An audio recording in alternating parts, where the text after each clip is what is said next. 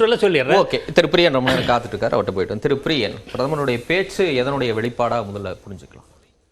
பிரதமருடைய பேச்சு வந்து அவருடைய நம்பிக்கையை வெளிப்படுத்துகிற ஒரு பேச்சாக தான் பார்க்குறேன். பட் அந்த அவருடைய நம்பிக்கை அவருக்கு, பட் அதை விமர்சிக்கிற உரிமை நமக்கு ஆக்சுவலாக. ஸோ அதனால் 370 அவருடைய நம்பிக்கை.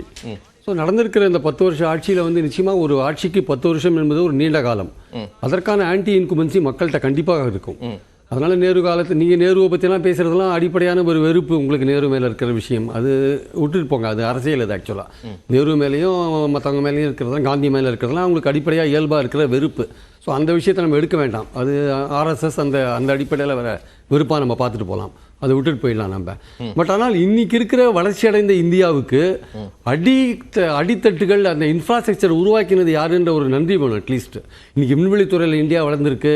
இல்லை அட்டாமிக் ரியாக்டர் முதல்ல வந்து அணுகுண்டு சோதனை பண்ணது யார், தகவல் தொழில் புரட்சி கொண்டு வந்தது யார், முதல்ல இன்றைக்கி டிஜிட்டலைஸ் ஆகிருக்கு எல்லாமே. என்னென்னா அதுக்கு ஆரம்ப கட்டம் தகவல் தொழில்நுட்ப புரட்சி தானே, ராஜீவ்காந்தி காலத்தில் தானே வந்தது. எதுவுமே நடக்கலை. நான் தான் 10 வருஷத்தில் பண்ணேன், நான் தான் புதிய இந்தியாவை படைச்சேன்னா. இந்த புதிய இந்தியான்றது, புதிய இந்தியா என்பது ஒரு கோணல் மரம் அப்படின்னு ஒருத்தர் எழுதியிருக்கார் புக்கு. யார்? பரக்கால பிரபாகர். அவர் யார்? நம்மளுடைய நிதியமைச்சருடைய கணவர். புதிய இந்தியா என்கிற கோணல் மரம்னு எழுதியிருக்கார். நான் பழைய விஷயங்களும் எடுத்துன்னு போல 10 வருஷத்தில் ஆன்டி இன்குமென்சி இருக்குன்னு சொல்கிறேன்.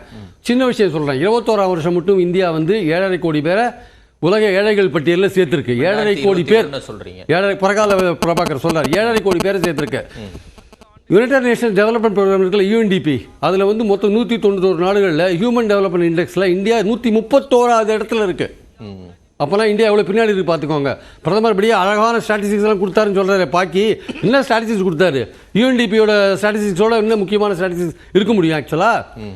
அது ஒரு பக்கம் இருக்கட்டும். ஆண்டுக்கு 2 கோடி பேருக்கு வேலை கொடுப்பேன்னு சொன்னீங்களே. 2017 அன்னைக்கு நேஷனல் சாம்பிள் சர்வே ஒரு புள்ளி ஒருத்தர் வெளியிட்டான். அதை வந்து நீங்கள் உடனே பிஸ்னஸ் ஸ்டாண்டர்ட்ன்ற பத்திரிகை மட்டும் அதை போட்டாங்க. அதில் வந்து பார்த்தீங்கன்னா கிட்டத்தட்ட 6.1% கடந்த 45 வருஷம் இல்லாதது. உடனே வெளியிட்ட உடனே என்னாச்சு?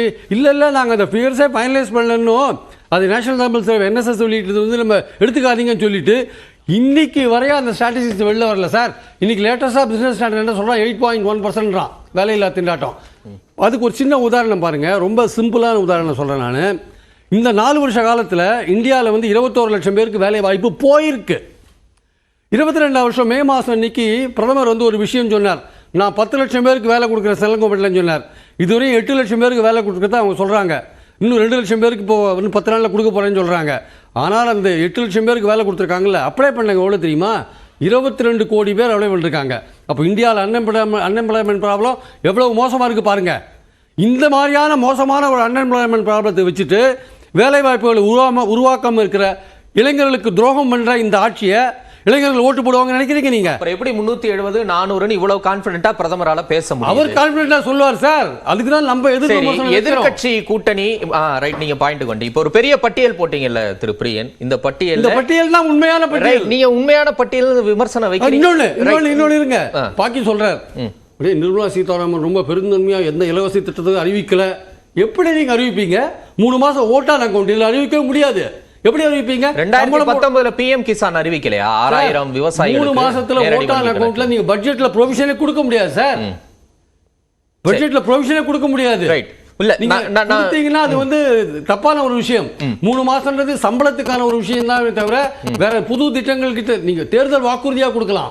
ஆனா 3 மாச பட்ஜெட்ல நீங்க ஓட்டான் அக்கௌண்ட்ல அவங்களே சொல்றாங்களே ஓட்டான் அக்கௌண்ட்னு ஷார்ட்டஸ்ட் ஸ்பீச்னு சொல்றாங்கல்ல, இதுல நீங்க எதுவுமே அறிவிக்க முடியாது. சரி ரைட். நான் இப்ப கேள்விக்கு அறிவிச்சே தப்பு கிசானுக்கு. ரைட், நான் வரேன். இப்ப நீங்க பெரிய விமர்சன பட்டியல் போட்டீங்களே, இதெல்லாம் நடக்கலன்னு. இது இல்ல பாதி இல்ல 70% மேல 2019 முன்னாடியே நடந்துருச்சு. நீங்க சொன்ன வேலை வாய்ப்பின்மை இந்த புள்ளிவிவரம் 22 வந்தேன். Correct sir. நான் என்ன சொல்றேன், நான் முடிச்சிடுறேன் பிரியன். 23ல வந்து 7.76 அங்கெல்லாம் போகல. ஒரு நிமிஷம் என்ன கேள்வி வாங்கிக்கங்க. 2019க்கு முன்னாடியே பல விஷயங்களை நீங்க இப்ப பட்டியல் போட்டீங்க. ஆனா 2014 விட கூடுதலா ஜெயிக்கிறாங்க.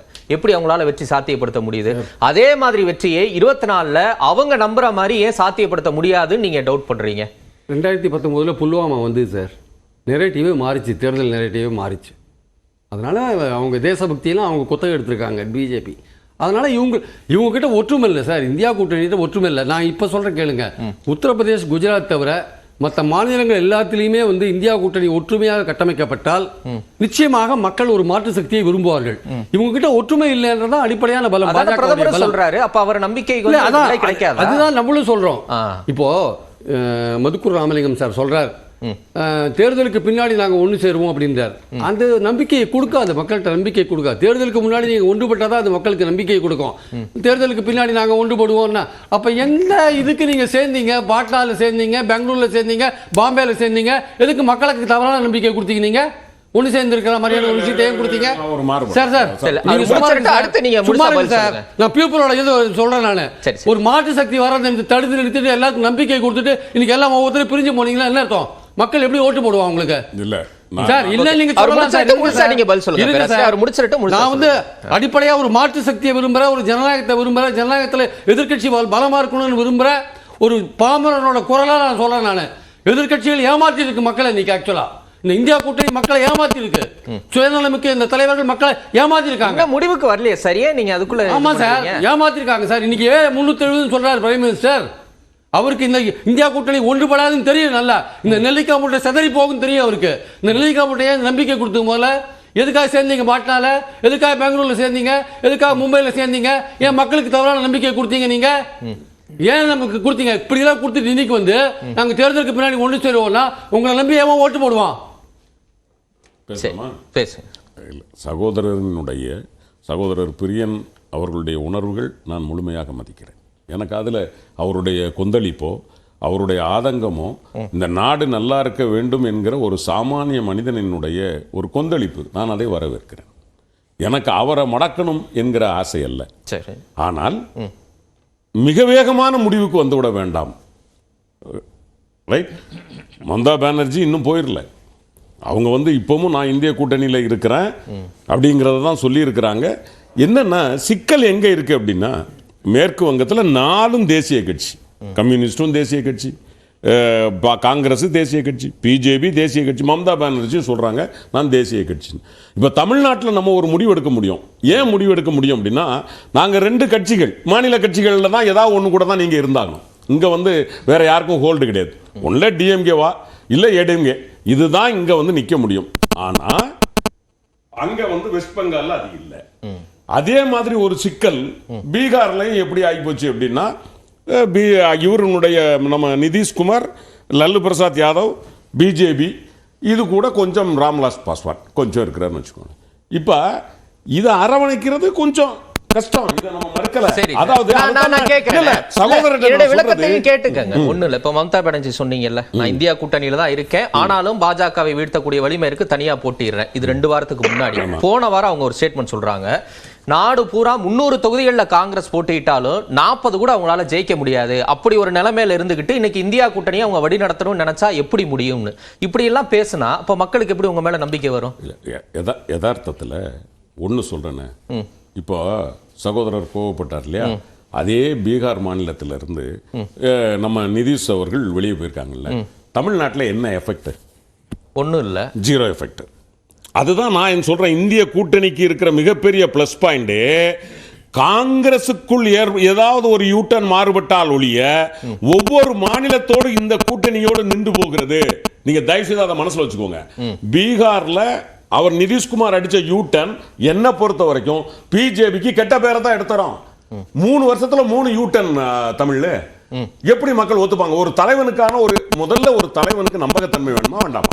நீங்க 3 வருஷத்துல 3 அடிச்சா அப்ப நீ எதுக்காகவோ போயிருக்காருங்கிற ஒரு கெட்ட பேர் வருமா வராது? சரி, பீகாரை விட்டுருவோம். பஞ்சாப், ஹரியானா இல்ல, அதுதான் நான் என்ன சொல்றேன். நீங்க இன்னும் தேர்தல் அறிவிக்கப்படல, ஒரு கூட்டணிக்கு வர்றோம். நான் தான் சொன்னேன், ஒரு நீண்ட பாதை போகிற போது வேகத்தடை வருகிறதானாலே நமது பயணம் நின்று போய் விட்டது என்று பதறக்கூடாதுங்கிறேன். நான் இது ஒரு வேகத்தடை நான் இல்லைன்னு சொல்ல, இன்னும் 100 வேகத்தடை வரும். ஆனால் பொறுமையான தலைவர்கள் இங்கு இருக்கிறார்கள். தளபதி மு.க. ஸ்டாலின் இருக்கிறாரு. இன்னும் சொல்ல போனால் 2019 இல்லாத அளவிற்கான மெச்சூரிட்டியை நான் ராகுல் காந்தி அவர்களிடம் பார்க்கிறேன், நிச்சயமாக பார்க்கிறேன். அவருக்கு அந்த ஒரு நல்ல ஒரு ஸ்டேட்மெண்ட் கொடுத்தார். சகோதரர் படிச்சிருப்பார் நினைக்கிறேன். என்ன சொன்னாரு? எந்த மாநிலத்தில் எந்த மாநில கட்சி அதிகாரத்தோடு விளங்குகிறதோ அதான் வெற்றி, அவர்களுக்கான வாய்ப்பை கொடுத்து விட்டு மீதி இடத்தில் நாம் போட்டியிட வேண்டும் என்பதை காங்கிரஸ் செயற்குழுவில் ராகுல் காந்தி பேசி இருக்கிறாரு. அப்போ இந்த ஒரு அண்டர்ஸ்டாண்டிங் வந்திருக்கு. அதுக்காக இன்னொன்னே நான் சொல்லிடுறேன், ஒரு பெரிய கட்சி அது இப்படி வந்துட்டுங்கிறதுக்காக நம்ம அதை சிரமப்படுத்திடவும் கூடாது.